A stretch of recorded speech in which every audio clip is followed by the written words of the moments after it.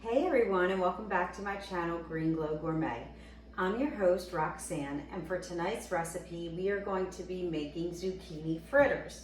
So I've had a lot of zucchini in my garden growing this year, thank God, along with cucumbers and eggplant, tomatoes. So if you have any good eggplant or zucchini recipes that are plant-based, please send them my way. I'm always looking for new ideas.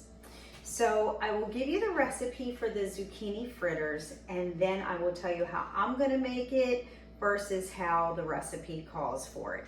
So this was inspired by Forks Over Knives, and the ingredients are 1 tablespoon of fresh lemon juice, 1 tablespoon tahini, which tahini you can buy at, shocker, Trader Joe's. And this is just the organic tahini, which is ground hulled organic sesame seeds. That's all tahini is. This does not have any added oil in it. You will notice it's got some oil, but that's natural from the seed. It is not added oil. You want to always check your ingredients. Never go by the front of the label because that's where all the marketing is. Turn it around and the ingredients will tell you what is truly in it. So 3 cups of grated zucchini, which I've already grated. I used a food processor for that to grate it. It was easy. 3/4 cup to 1 cup chickpea flour, which I just got the organic chickpea flour from Food to Live on Amazon. And I have 1/2 teaspoon of sea salt, which I am not going to use the salt, but if you cook with salt or you use salt, feel free to do that. And 1/2 teaspoon of dill seed. I did not have dill seed, so a replacer for dill seed could be parsley flakes, so that's what I'm going to use. And then freshly ground black pepper to taste, which I will use the pepper.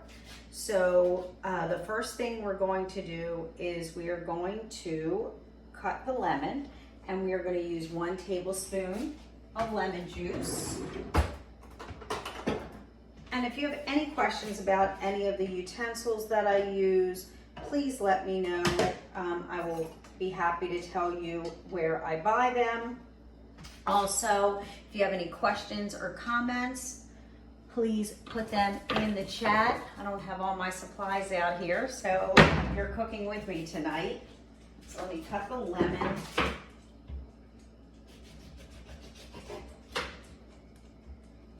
And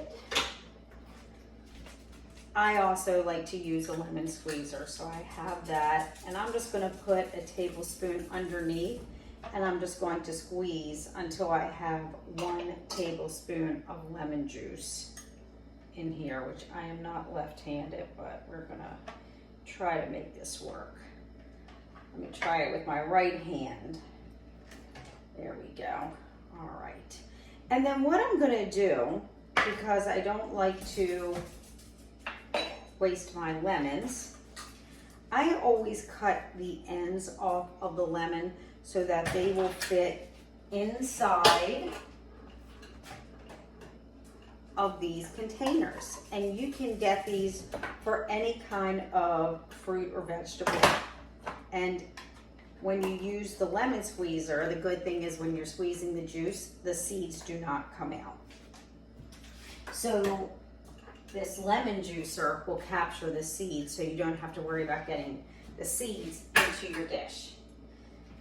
So we did the lemon juice, and then we are going to add in also a tablespoon of tahini, which I told you it's going to have a little oil on top, which is natural from the sesame seed. Some people pour this out. I stir it in so it gets it a little more moist because it's not extra added oil.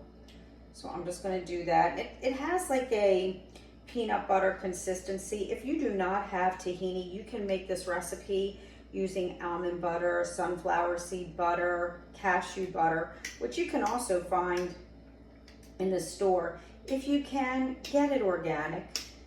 It's just much better. I'm going to use a different tablespoon so that I don't get the lemon taste in the tahini. All right, so we are going to get a tablespoon of the tahini and we're going to put that in here. Very similar consistency to peanut butter, almond butter, if you're used to eating that. And then we're going to do 3 cups of the zucchini. I'm just going to put that in here, and this should be close to or a little bit more than 3 cups, which the zucchini has such a neutral flavor. If you use more, it's not going to make a difference. Yep, so look at that.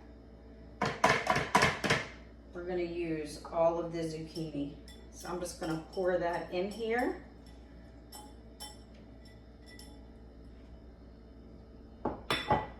And then we are going to take 1 cup of chickpea flour that we have here. And we're going to put that in too. I'm going to stir this in the meantime.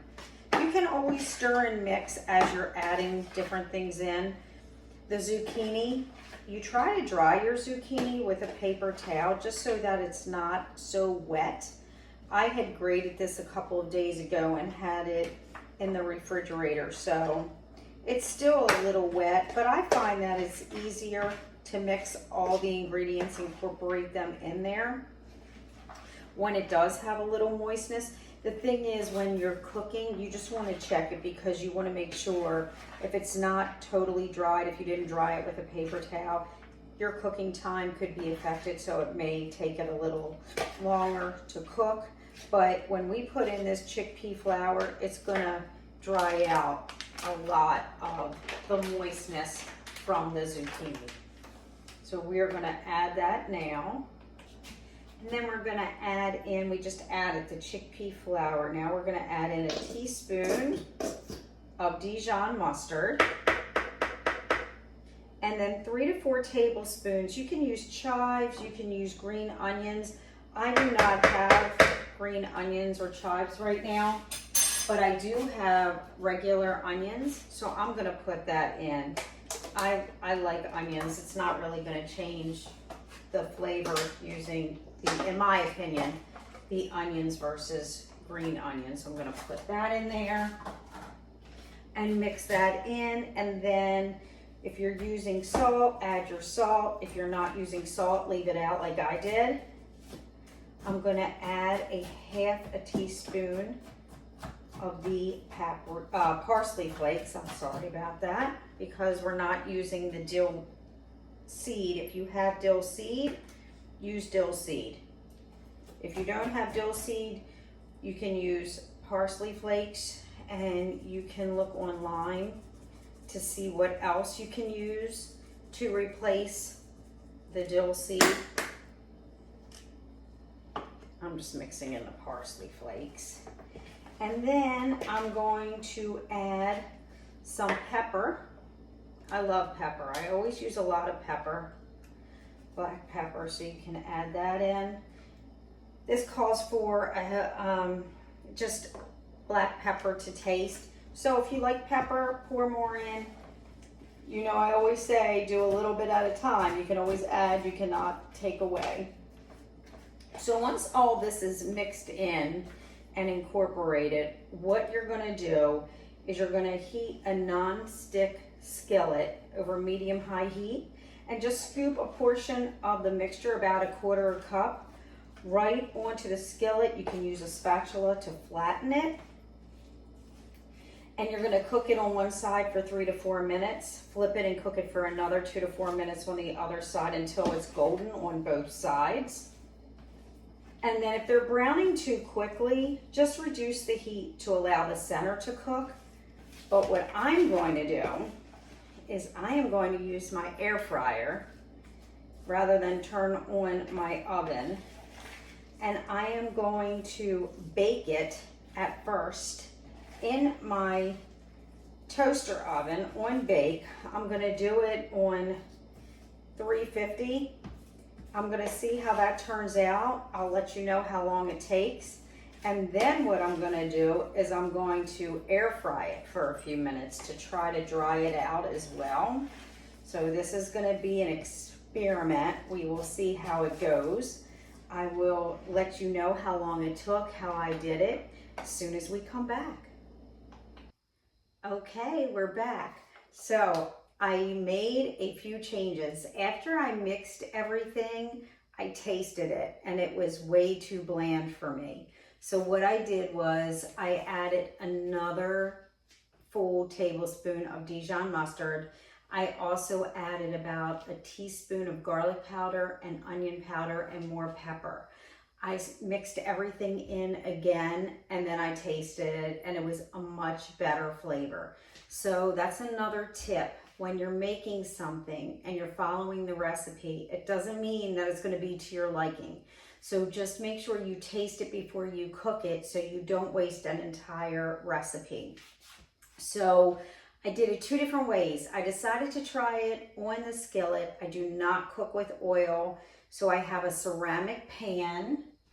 It looks like this, just a small, I have a large one too. Oh, I just made a mess, but I have a large one too, but I just used the small one because I was just going to try it both ways.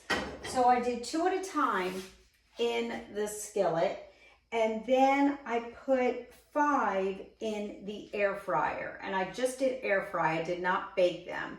So on the skillet, I cooked it on each side for 5 minutes each. And just you can test it and see if it's done enough in the middle. I like mine crispy. So I did 5 minutes each. In the air fryer, I did 19 minutes on 400 on one side, and then I took them out. I let them cool a little, and then I took the spatula, I turned it over, and I did it for another 6 minutes on the other side for 400 degrees. So they look completely different because of the way they were cooked. The air fryer, you could not flatten them down with the spatula while cooking like you can on a skillet. So on the skillet, they're more flat. They look like a potato pancake. And then I am going to try these with applesauce. Now, in the air fryer, smaller, a little fuller, it actually looks to me like it could be a flatter crab cake, which gave me an idea for a recipe I'm going to make up and try. I'm going to use potatoes, zucchini, Old Bay, and other spices to try to maybe have it look like a crab cake, and it's definitely not going to taste like crab meat, but we're going to see what it tastes like. So I will try that recipe next. If you have any ideas, if you've tried that, or you have recipes you want me to try, let me know. If you have any questions, please put your comments below. I answer all of your questions. Please like, share, and subscribe to my videos. I come back to you with a new video every week. And we have to try this. So I'm going to try it with applesauce. I think that would be good. I'll try it plain, and then I will try it with applesauce. So I'm going to use the organic unsweetened applesauce. I just buy the small cups, and then you can also use this when you're baking. Instead of buying a big jar of applesauce, if you're not using it that much, it may go bad. So I'm going to try one piece of each, one that I air fried and one that I did on the stove. So we're going to try this. I always end up taking a large bite, but I like applesauce. You could probably do this with any sauce that you like. If you wanted to try it with barbecue sauce, you could do that too.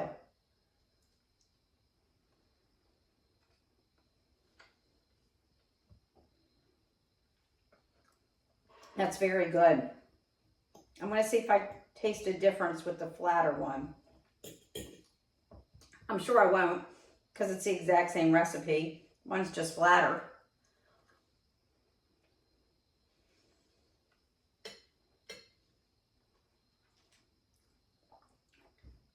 I will tell you, the one that I did on the skillet, it's flatter and it tastes a little bit more moist in the middle. Not wet, but definitely not as dry as the one that was air fried. They're both good. You can try it both ways and see how you like it. It was very simple. So if you have any questions, again, please let me know. Thanks for watching, and here's to a healthier you.